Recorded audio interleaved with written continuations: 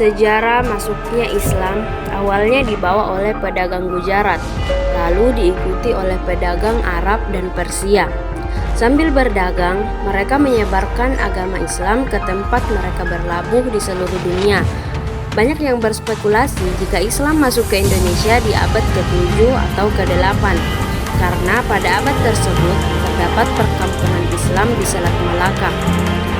Selain perdagangan, ada juga dengan cara berdakwah, seperti penyebaran di tanah Jawa yang dilakukan oleh para wali songo. Merekalah sang pendakwa dan sang ulama yang menyebarkan Islam dengan cara pendekatan sosial budaya. Di Jawa, Islam masuk melalui pesisir utara Pulau Jawa dengan ditemukannya makam Fatimah binti Maimun bin Hibatullah. Di Mojokerto juga telah ditemukannya ratusan makam Islam kuno. Diperkirakan makam ini adalah makam para keluarga Istana Majapahit. Di Kalimantan, Islam masuk melalui Pontianak pada abad 18. Di hulu Sungai Pawan, Kalimantan Barat ditemukan pemakaman Islam kuno.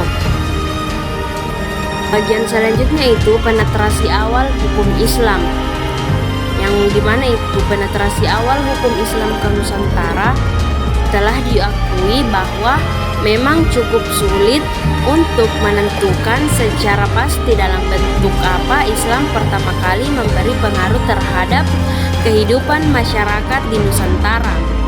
Namun, karena hukum Islam atau fikih mengandung berbagai implikasi konkret bagi tingkah laku keseharian individu maupun masyarakat, maka pantas diduga bahwa tradisi Islam yang mula-mula menyebar di Nusantara tak pelak mengikut sertakan pula unsur-unsur hukum Islam.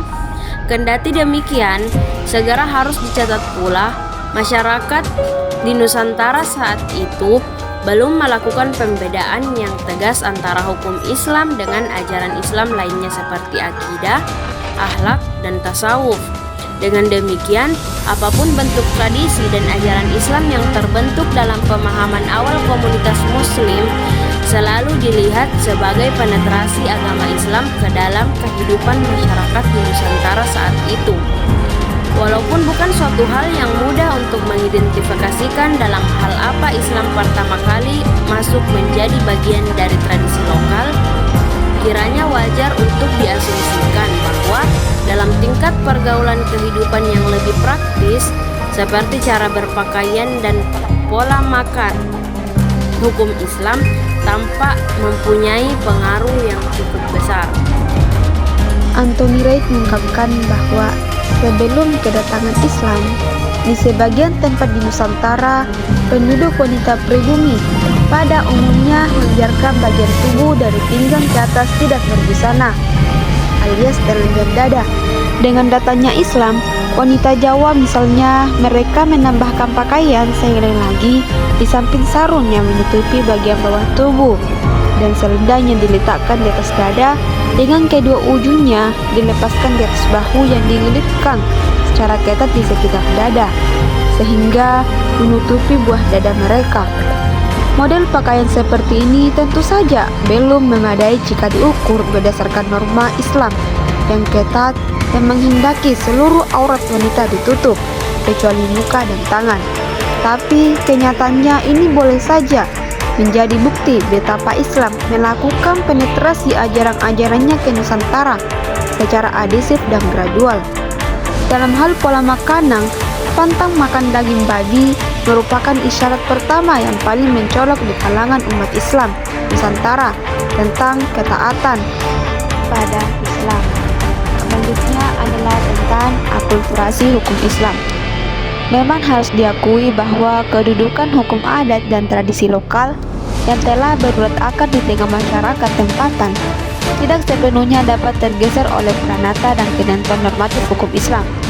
Akan tetapi, dengan menghargai sepenuhnya konsep dan simbol-simbol khas yang dibawa oleh ajaran Islam ke Nusantara ini, seperti prosedur dan ancaman hukuman, kiranya mungkin lebih tepat jika kita mengatakan bahwa yang terjadi justru adalah akulturasi hukum Islam dengan institusi-institusi lokal pro-Islam.